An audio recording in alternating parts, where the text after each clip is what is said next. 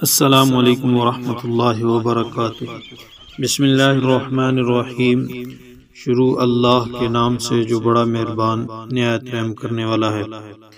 دوستو، رمضان المبارک کے آخری عشرے میں اعتکاف کرنا سنت کفایہ ہے۔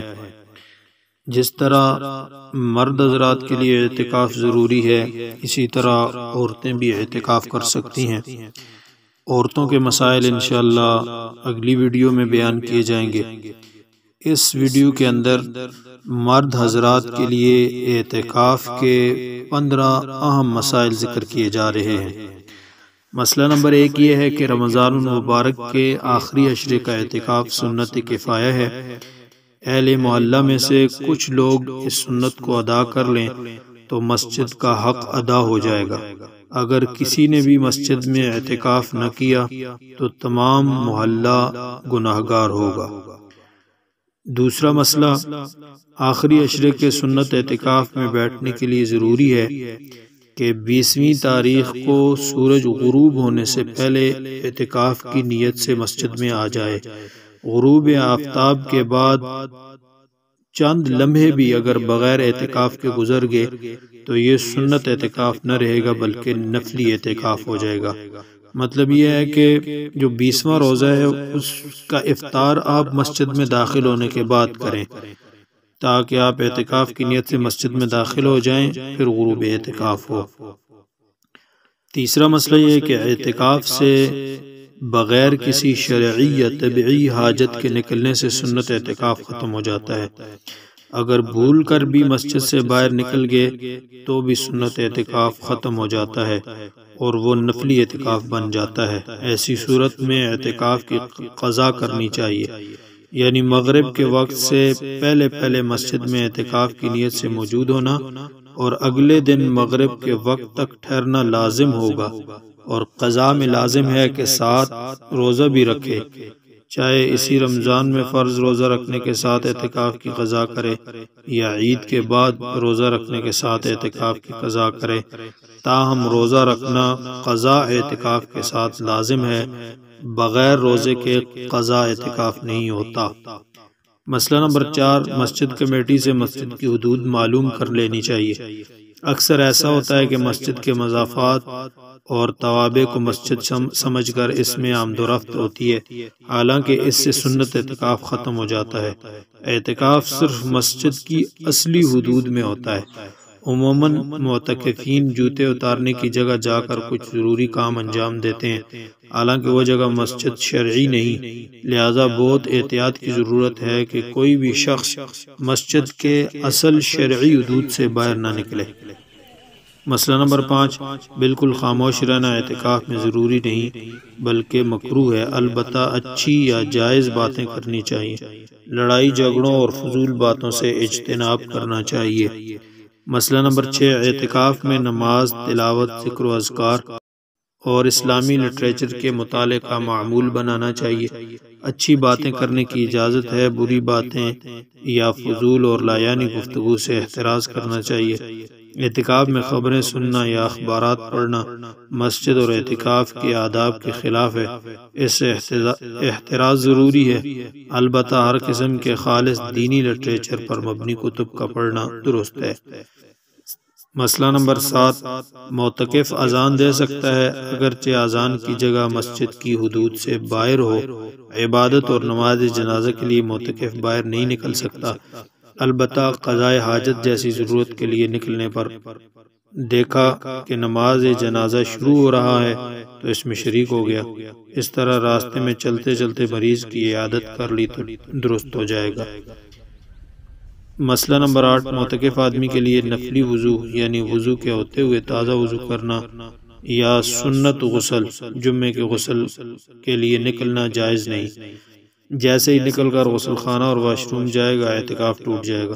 ہاں، اگر معتکف آدمی کا وضو نہیں ہے اور نفلی عبادت جیسے تلاوت، نوافل وغیرہ کے لیے وضو کرنا چاہتا ہے تو اس کے لیے نکل سکتا ہے، اور غسل جمعہ طبعی ضرورت میں شامل ہے اور نہ ہی شرعی ضرورت میں، لہذا مسنون اعتکاف میں جمعے کے غسل کے لیے باہر نکلنا جائز نہیں۔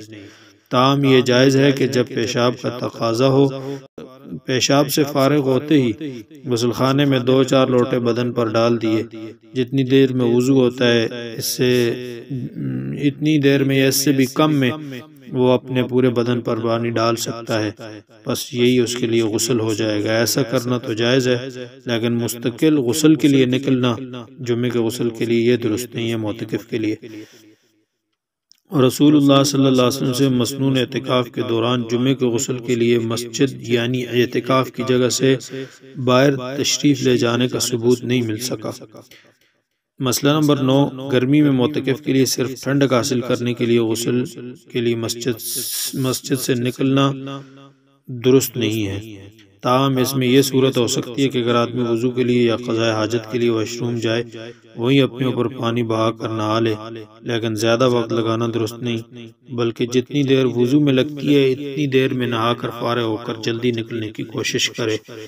مسئلہ نمبر 10، وضو کے بعد وضو خانے پر کھڑے ہو کر وضو کا پانی خشک کرنے سے یا کھانے کے لیے ہاتھ دھونے کے لیے مسجد سے نکلنے سے اور وضو کے ارادے کے بغیر صابن سے ہاتھ منہ دھونے سے اعتکاف فاسد ہو جاتا ہے، کیونکہ وضو خانہ مسجد شرعی نہیں، لہذا بہت احتیاط کی ضرورت ہے، بغیر شرعی ضرورت کے وہاں ٹھہرنا درست نہیں ہے۔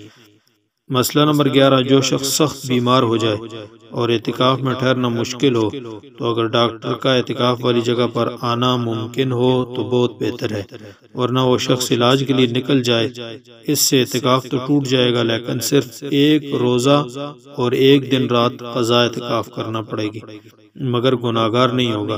قضاء اعتکاف اس رمضان میں بھی کر سکتا ہے، کیونکہ روزے تو ابھی بھی جاری ہیں، صرف 1 دن رات اعتکاف پر بیٹھ جائے اور رمضان کے بعد بھی روزہ رکھ کر قضاء اعتکاف کر سکتا ہے، لیکن یہ بات بھی ذہن نشین رہے کہ اعتکاف کی قضاء بغیر روزہ رکھے جائز نہیں، یعنی روزہ بھی ساتھ رکھنا لازم ہوگا۔ مسئلہ نمبر 12، بلا ضرورت موبائل فون کا استعمال۔ اعتکاف میں بلا ضرورت موبائل فون خصوصاً سمارٹ فون ٹچ موبائل کا استعمال مناسب نہیں ہے، لہذا اس سے اجتناب کرنا چاہیے، لیکن وقت دیکھنے کے لیے یا خاص دینی لٹریچر اور کتب موبائل میں پڑھنے کے لیے استعمال کرنے میں کوئی حرج نہیں، تاہم پھر بھی اجتناب بہتر ہے۔ اگر بہت شدید ضرورت ہو تو ضرورت پوری کرنے کے لیے فوراً بعد بند کرنا مناسب اور عبادت میں یکسوئی کے لیے بہتر ہے۔ مسئلہ نمبر 13، اعتکاف سے نکلنے کا طریقہ۔ عید کے چاند کا جیسے ہی اعلان ہو تو سنت اعتکاف مکمل ہو کر خود بخود ختم ہو جاتا ہے، اس کے ختم کرنے کے لیے کوئی بھی مخصوص عمل نہیں، لہذا اعتکاف سے اٹھ سکتا ہے، تاہم اگر عید کی شب مسجد میں مزید عبادت کے لیے ٹھہرا رہے تو بہت بڑے اجر و ثواب کی بات ہے، اگرچہ ٹھہرنا ضروری نہیں ہے۔ مسئلہ نمبر 14، بعض غیر ضروری رسومات۔ بعض لوگ اعتکاف کے اختتام پر معتکف مرد یا معتکفہ خاتون کو مبارکباد دینا لازم سمجھتے ہیں اور اسی رات ان کے گھر میں یا اپنے گھر بلا کر دعوت طعام وغیرہ کا پروگرام بھی لازم سمجھتے ہیں، جس کے نہ ہونے کی وجہ سے بات ناراضگی کی طرف بڑھ جاتی ہے۔ یہ سب محض ایک رسم ہے، سے اجتناب کرنا چاہیے۔